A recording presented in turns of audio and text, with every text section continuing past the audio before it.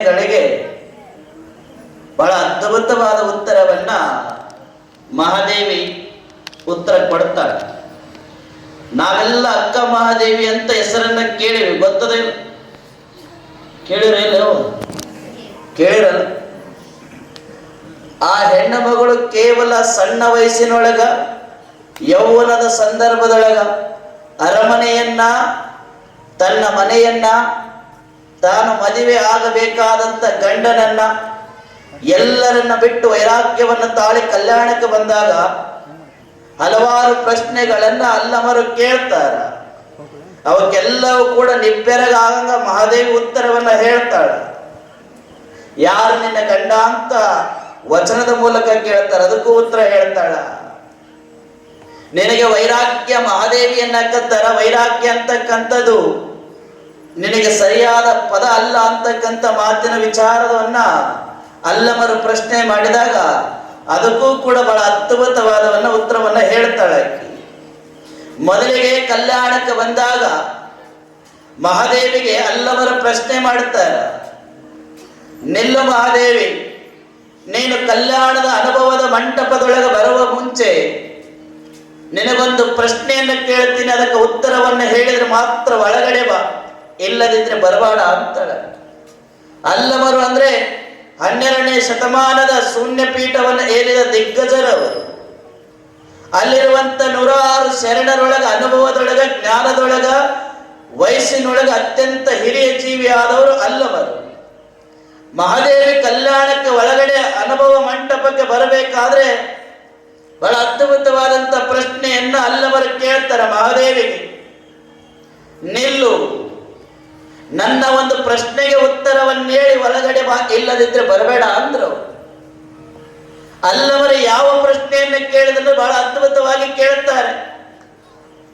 ಉದಾ ಮದದ ಯೌವನದ ಸತಿಯೇ ಇತ್ತಲೇಕೆ ಬಂದಿರುವೆ, ಬರುವುದಾದರೆ ನಿನ್ನ ಗಂಡನ ಕುರು ಹೇಳಿ ಬಾ, ಇಲ್ಲದಿದ್ದರೆ ಅತ್ತಗೆ ತೊಲಗಿ ಬಿಡು ಅಂತ ಎಷ್ಟು ಅದ್ಭುತವಾಗಿ ಅವರು ವಚನದ ಮೂಲಕ ಕೇಳ್ತಾರೆ. ಉದಮದದ ಯೌವನದ ಸತಿ ಇತ್ತಲೇಗೆ ಬಂದಿರುವೆ, ಬರುವುದಾದರೆ ನಿನ್ನ ಗಂಡನ ಕುರು ಹೇಳಿ ಬಾ, ಇಲ್ಲದಿದ್ದರೆ ಬಂದ ದಾರಿಗೆ ತೊಲಗಿ ಬಿಡು ಅಂತ ಹೇಳ್ತಾರೆ. ಅವಾಗ ಮಹಾದೇವಿ ಬಹಳ ಅದ್ಭುತವಾಗಿ ಉತ್ತರ ಹೇಳಿದ್ಲು. ಏಕೊಬ್ಬ ಗಂಡ ಪರಕೊಬ್ಬ ಗಂಡನಲ್ಲ, ನನಗೊಬ್ಬನೇ ಗಂಡ, ಅದು ಚನ್ನಮಲ್ಲಿಕಾರ್ಜುನ ಅಂತ ಹೇಳ್ತಾಳೆ. ಆ ಪ್ರಶ್ನೆಯನ್ನು ಕೇಳಕ್ಕೂ ಕೂಡ ಒಂದು ಮಾತಿತ್ತು, ಒಂದು ಸಮಸ್ಯೆ ಇತ್ತು. ಅಲ್ಲೆಲ್ಲ ಕಲ್ಯಾಣದೊಳಗ ಮಹಾದೇವಿದು ಮದುವೆ ಆಗ್ಯದ, ಆಕೆ ಗಂಡನನ್ನ ಬಿಟ್ಟು ವೈರಾಗ್ಯವನ್ನು ತಾಳಿ ಬಂದಾಳ ಅನ್ನುವಂತ ಅನೇಕ ಗೊಂದಲದ ಪ್ರಶ್ನೆಗೆ ಅವರು ಅಲ್ಲಮರು ಆ ರೀತಿ ಪ್ರಶ್ನೆ ಉತ್ತರವನ್ನು ಹುಡುಕ್ತಾರೆ. ನಂತರದೊಳಗೆ ಮಹಾದೇವಿ ಒಳಗೆ ಬರ್ತಾಳ. ಆಕೆ ಒಂದು ಜಾಗದೊಳಗೆ ಕುಂದ್ರಬೇಕಾದ್ರೆ ಅಲ್ಲಮರು ಹೇಳ್ತಾರ, ಕುಂದ್ರುವ ಪೂರ್ವದೊಳಗೆ ನನ್ನ ಮಾತಿಗೆ ಉತ್ತರವನ್ನು ಹೇಳಿ ಕೂತ್ಕೋ, ಕುಂದ್ರಬೇಡ, ನಿಲ್ಲು ಅಂದ್ರು. ಅವಾಗ ಬಸವಣ್ಣನವರು ಅಂತಾರಲ್ಲಪ್ಪ, ಅಲ್ಲಿಂದ ಸುಮಾರು ದೂರದಿಂದ ಗುಡ್ಡ ಗಾಡು ಪ್ರದೇಶಗಳನ್ನ, ನದಿಗಳನ್ನ, ಹಳ್ಳಗಳನ್ನ, ಮೃಗಗಳನ್ನ, ಕಾಡುಗಳನ್ನ, ಬೆಟ್ಟಗಳನ್ನ ಕೇವಲ ಯೌವನದೊಳಗಿರುವಂತ ಒಬ್ಬ ಹೆಣ್ಣು ಮಗಳು ಮಹಾದೇವಿ ತುಂಡು ಬಟ್ಟೆ ಹಾಕದೆ ವೈರಾಗ್ಯವನ್ನು ತಾಳಿ ಬಂದಿರುವಂತ ಮಹಾದೇವಿಗೆ ಇನ್ನೂ ಎಷ್ಟು ಪ್ರಶ್ನೆಗಳನ್ನು ಕೇಳೋದದ. ಬಸವಣ್ಣನವ್ರಿಗೆ ಹೇಳಿದ್ರು, ಇದು ನನ್ನ ಕರ್ತವ್ಯ ಅದ, ನಾನು ಕೊನೆಯದಾಗಿ ಒಂದು ಮಾತನ್ನ ಕೇಳ್ತೀನಿ, ಸ್ವಲ್ಪ ನನ್ನ ಮಾತಿಗೆ ಪ್ರಾಮುಖ್ಯತೆ ಕೊಡ್ರಿ ಅಂದ್ರು. ಅವಾಗ ಬಹಳ ಅದ್ಭುತವಾದಂಥದ್ದು, ಮಹಾದೇವಿ ಕೂಡ ಯೋಚನೆ ಮಾಡುವಂತ ಒಂದು ಪ್ರಶ್ನೆಯನ್ನು ಕೇಳ್ತಾರೆ ಅಲ್ಲಮರು. ಮಹಾದೇವಿ, ನಿನಗ ಕೇವಲ ಮಹಾದೇವಿ ಅಂತಕ್ಕಂಥ ಪದ ಮಾತ್ರ ಯೋಗ್ಯ ಆಗ್ತದ, ಅದರ ಮುಂದೆ ಇರುವಂತ ವೈರಾಗ್ಯ ಅಂತಕ್ಕಂಥ ಪದ ನಿನಗೆ ಯೋಗ್ಯ ಆಗಲ್ಲ. ಯಾಕೆ ನಿನಗೆ ವೈರಾಗ್ಯದ ಮಹಾದೇವಿಯನ್ನ ಕತ್ತಾರ? ನೀನು ನಿಜವಾಗಲೂ ವೈರಾಗ್ಯಗಳಲ್ಲ, ನಿನಗೆ ವೈರಾಗ್ಯ ಅಂತಕ್ಕಂಥ ಪದ ನಿನಗೆ ಒಪ್ಪೋದಿಲ್ಲ ಅಂತಕ್ಕಂಥ ಮಾತನ್ನ ಅಲ್ಲಮರು ಅಂತಾರ. ಯಾಕೆ ಅಂತ ಮಹಾದೇವಿ ಕೇಳಿದಾಗ, ನೋಡು, ನಿಜವಾದ ವೈರಾಗ್ಯ ಅಂದ್ರೆ ಯಾವುದರ ಮೇಲೆ ವ್ಯಾಮೋಹ ಇರಬಾರ್ದು, ಯಾವುದರ ಮೇಲೆ ನಮಗೆ ಆಸೆ ಇರಬಾರದು, ಯಾವ ದೇಹದ ಮೇಲೆ, ಬಟ್ಟೆಯ ಮೇಲೆ, ವಸ್ತುಗಳ ಮೇಲೆ ಯಾರಿಗೆ ವ್ಯಾಮೋಹ ಇರೋದಿಲ್ಲ, ಯಾರಿಗೆ ಆಸೆ ಇರೋದಿಲ್ಲ, ಅವರಿಗೆ ಮಾತ್ರ ವೈರಾಗ್ಯ ಅಂತಕ್ಕಂಥ ಪದ ಸಲ್ಲಿಕೆ ಆಗ್ತದ. ಆದ್ರೆ ನಿನಗ ಆ ಪದ ಒಪ್ಪೋದಿಲ್ಲ.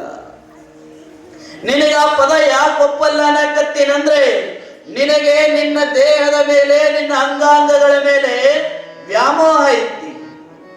ನಿನ್ನ ದೇಹದ ಮೇಲೆ, ನಿನ್ನ ಅಂಗಾಂಗಗಳ ಮೇಲೆ ನಿನಗೆ ವ್ಯಾಮೋಹ ಇರೋದರಿಂದಲೇ ನೀನು ನಿನ್ನ ದೇಹದ ತುಂಬ ಕೇಶವನ್ನ, ಕೂದಲುಗಳನ್ನ ಮುಚ್ಚಿಕೊಂಡು ಬಂದಿ. ಹಾಗಾಗಿ ನಿನಗೆ ಈ ವೈರಾಗ್ಯ ಅಂತಕ್ಕಂಥ ಪದ ಒಪ್ಪೋದಿಲ್ಲ. ನಿನಗೆ ದೇಹದ ಮೇಲೆ ವೈರಾಗ್ಯ ಬಂದಾಗ ಮಾತ್ರ ನಿನಗ ವೈರಾಗ್ಯ ಅಂತಕ್ಕಂಥ ಪದ ಯೋಗ್ಯ ಆಗ್ತದೆ, ಅಲ್ಲಿವರೆಗೂ ಆಗೋದಿಲ್ಲ ಅಂತಕ್ಕಂಥ ಮಾತನ್ನ ಅಲ್ಲಮರು ಈ ಪ್ರಶ್ನೆಯ ಮೂಲಕ ಕೇಳ್ತಾರ. ಅವಾಗ ಬಹುಶಃ ಅಲ್ಲಿದ್ದಂತ ಅಲ್ಲಮರಾಗಿರ್ಬೋದು, ಅಲ್ಲಿರುವಂತ ಎಲ್ಲ ಶರಣರು ಅನ್ಕೊಂಡ್ರು, ಈ ಸಣ್ಣ ಬಾಲಕ್ಕೆ ವೈರಾಗ್ಯವನ್ನು ತಾಳಿ ಬಂದಾಳಲ್ಲ ಮಹಾದೇವಿ, ಈಕೆ ಹತ್ರ ಯಾವುದಕ್ಕೂ ಕೂಡ ಉತ್ತರ ಇಲ್ಲ. ಅದರೊಳಗ ಅಲ್ಲಮರು ಕೇಳಿದ ಈ ಪ್ರಶ್ನೆಗೆ ಮಹಾದೇವಿ ಕಡೆಯಿಂದ ಉತ್ತರವನ್ನು ಹೇಳಲಿಕ್ಕೆ ಸಾಧ್ಯನೇ ಇಲ್ಲ ಅನ್ಕೊಂಡಿದ್ರು. ಯಾವಾಗ ಅಲ್ಲಿರುವ ಶರಣರಿಗೆ ಅಲ್ಲಮರು ಕೇಳಿದ ಪ್ರಶ್ನೆಗೆ ಮಹಾದೇವಿ ಹತ್ರ ಉತ್ತರ ಇಲ್ಲ ಅಂತ ಅನ್ಕೊಂಡಿದ್ರು, ಮರುಕ್ಷಣವೇ ಮಹಾದೇವಿ ಅಲ್ಲಿದ್ದ ಅಲ್ಲಮರಿಗೂ ಕೂಡ ಒಂದು ಕ್ಷಣ ನಿಬ್ಬೆರಗಾಗುವ ಹಾಗೆ ಒಂದು ಉತ್ತರವನ್ನು ಹೇಳ್ತಾಳೆ. ಅಲ್ಲಿರುವಂತ ಎಲ್ಲ ಶರಣರ ಪ್ರತಿ ಒಂದು ರೋಮ ರೋಮಗಳು ಕೂಡ ಎದ್ದು ನಿಲ್ಲುತ್ತವೆ. ಅಷ್ಟ ಅದ್ಭುತವಾದ ಉತ್ತರವನ್ನು ಹೇಳ್ತಾಳೆ ಅಕ್ಕಿ. ಅಲ್ಲಮರೇ, ನನಗೆ ವೈರಾಗ್ಯ ಅಂತಕ್ಕಂಥ ಪದ ಯೋಗ್ಯ ಆಗಲ್ಲ ಅಂತ ನೀವ್ ಹೆಂಗೆ ಹೇಳಕತ್ತೀರಲ್ಲ, ಒಂದು ಕ್ಷಣ ನನ್ನ ಮಾತಿನ ಕಡೆ ಗಮನ ಇರಲಿ. ನನಗೆ ವೈರಾಗ್ಯ ಅಂತಕ್ಕಂಥ ಪದ ಯೋಗ್ಯ ಐತಿ.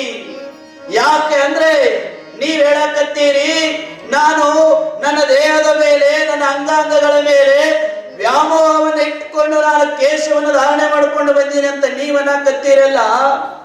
ನಾನು ಯಾವ ಕಾರಣಕ್ಕಾಗಿ ನನ್ನ ದೇಹದ ಮೇಲೆ, ನನ್ನ ಅಂಗಾಂಗಗಳ ಮೇಲೆ ಕೇಶವನ್ನು ಧಾರಣೆ ಮಾಡ್ಕೊಂಡು ಬಂದೀನಿ ಅಂದ್ರೆ, ನನ್ನ ದೇಹದ ಮೇಲೆ ವ್ಯಾಮೋಹವನ್ನು ಇಟ್ಕೊಂಡು ನಾನು ಕೇಶವನ್ನು ಧಾರಣೆ ಮಾಡ್ಕೊಂಡು ಬಂದಿಲ್ಲ.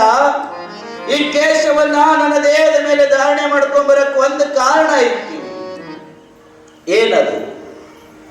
ನಾನು ಹೋಗ್ತಾ ಇರೋದು ಕಲ್ಯಾಣಕ್ಕೆ, ನಾನು ಹೋಗ್ತಾ ಇರೋದು ಬಸವಣ್ಣನ ಕಟ್ಟಿದ ಅನುಭವದ ಮಂಟಪಕ್ಕೆ, ನಾನು ಹೋಗ್ತಾ ಇರೋದು ಅಲ್ಲಮರ ದರ್ಶನಕ್ಕೆ, ನಾನು ಹೋಗ್ತಾ ಇರೋದು ಪುಣ್ಯದ ನಾಡಿಗ.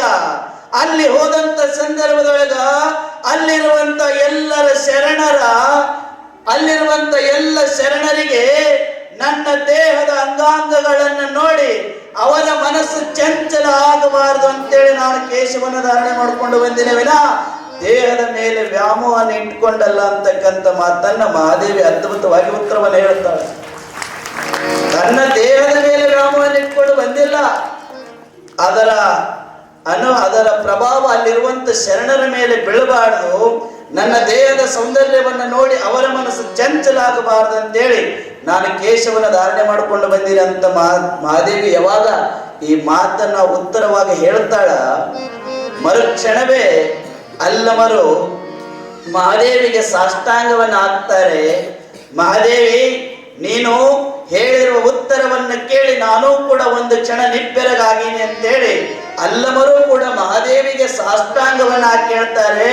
ಮಹಾದೇವಿ, ನೀನು ಸಾಮಾನ್ಯ ಮಹಾದೇವಿ ಅಲ್ಲ, ಇನ್ನ ಮುಂದೆ ಈ ಕನ್ನಡ ನಾಡಿಗೆ ವೈರಾಗ್ಯ ನಿಧಿ ಅಕ್ಕ ಮಹಾದೇವಿಯಾಗಿ ನಾಡಿನೊಳಗೆ ಹೆಸರು ಮಾಡ್ತೀಯ ಅಂತಕ್ಕಂಥ ಮಾತನ್ನ ಅಲ್ಲಮರು ಸಾಷ್ಟಾಂಗ ಹಾಕಿ ಹೇಳ್ತಾರ. ಯಾವಾಗ ಅಲ್ಲಮರು ಸಾಷ್ಟಾಂಗ ಹಾಕಿ ಮಾತನ್ನ ಹೇಳ್ತಾರ, ಅಲ್ಲೇ ಇದ್ದ ಸೊನ್ನಲಿಗೆ ಸಿದ್ದರಾಮರು ಅಲ್ಲಮರು ಸಾಷ್ಟಾಂಗ ಹಾಕಿದ್ದು ವೈರಾಗ್ಯದ ಮಹಾದೇವಿ ನಿಂತಿದ್ದನ್ನು ನೋಡಿ ಸೊನ್ನಲಿಯ ಸಿದ್ದರಾಮರು ಬಹಳ ಅದ್ಭುತವಾಗಿ ಹೆಣ್ಣಿನ ಬಗ್ಗೆ ಒಂದು ವಚನವನ್ನು ಬರೀತಾರ. ಹೆಣ್ಣು ಹೆಣ್ಣಲ್ಲ, ಹೆಣ್ಣು ರಕ್ಕಸಿಯಲ್ಲ. ಹೆಣ್ಣು ಹೆಣ್ಣಲ್ಲ, ಹೆಣ್ಣು ರಕ್ಕಸಿಯಲ್ಲ, ಹೆಣ್ಣು ಸಾಕ್ಷಾತ್ ಕಪಿಲ ಸಿದ್ಧ ಮಲ್ಲಿಕಾರ್ಜುನ ಅಂತಕ್ಕಂಥ ಮಾತನ್ನ ಸಿದ್ದರಾಮರು ಆ ಸಂದರ್ಭದೊಳಗೆ ಹೇಳ್ತಾರೆ. ನಾವು ಯೋಚನೆ ಮಾಡ್ಬೇಕಲ್ಲ, ನಾನು ಹೇಳ್ತಕ್ಕಂಥ ಮಾತಲ್ಲ ಇದು ಹೆಣ್ಣು ಅಂದ್ರೆ ದೇವರು ಅಂತ. ಹೆಣ್ಣು ಅಂದ್ರೆ ಸಾಕ್ಷಾತ್ ಶರಣರೇ ಹೇಳ್ಯಾರ ಅವಾಗ್ಲಿಂದ. ಏನಂತ? ಹೆಣ್ಣು ಹೆಣ್ಣಲ್ಲ, ಹೆಣ್ಣು ರಕ್ಕಸಿ ಎಲ್ಲ, ಹೆಣ್ಣು ಸಾಕ್ಷಾತ್ ಕಪಿಲ ಸಿದ್ಧ ಮಲ್ಲಿಕಾರ್ಜುನ. ಹೆಣ್ಣು ಅಂದ್ರೆ ದೇವರಿಗೆ ಸಮಾನ ಅಂತಕ್ಕಂಥ ಮಾತನ್ನ ಅವಾಗ್ಲಿಂದ ಹೇಳ್ಕೊಂತ ಬಂದಾರ. ನೀವೊಂದು ಕ್ಷಣ ಯೋಚನೆ ಮಾಡ್ರಿ, ನಿಮ್ಮ ಮನೆಯೊಳಗ ಎಷ್ಟು ಜನ ಮಕ್ಕಳು ನಿಮಗೆ ನಮಸ್ಕಾರ ಮಾಡ್ತಾರೆ? ಬೆಳಿಗ್ಗೆ ನಮಸ್ಕಾರ ಮಾಡ್ತಾರೆ? ನಾವು ಕರೆ ಹೇಳ್ರಿ, ನೀವು ಹೆತ್ತ ಮಕ್ಕಳು, ನೀವು ಬೆಳೆಸಿದ ಮಕ್ಕಳು ನಿಮಗೆ ನಮಸ್ಕಾರ ಮಾಡ್ತಾರ? ಇಲ್ಲ. ಎಲ್ಲೋ ಒಬ್ರು, ಅದು ಹುಟ್ಟುಹಬ್ಬಕ್ಕೋ ಏನಾದ್ರ ವಿಶೇಷ ಇದ್ದಾಗ ಯಾವಾಗಾರ ಒಮ್ಮೆ ಮಾಡ್ತಾವ. ಯಾಕೆ ಈ ಮಾತು ಹೇಳಕತ್ತೀನಂದ್ರೆ, ಹೆಣ್ಣು ಅಂದ್ರೆ ಕೇವಲ ಹೊರಗಡೆ ಇರುವ ಹೆಣ್ಣಿಗೆ ಮಾತ್ರ ಗೌರವ ಕೊಡೋದಲ್ಲ, ತಂದೆಗೂ ತಾಯಿಗೂ ಕೂಡ ನಾವು ಗೌರವವನ್ನು ಕೊಡಬೇಕು. ತಾಯಿಯನ್ನು ಕೂಡ ಪೂಜಿಸ್ಬೇಕು. ಯಾರು ತಾಯಿಯನ್ನ ಪೂಜಿಸ್ತಾರೆ ಅವರು ದೇವರಾಗ್ತಾರೆ.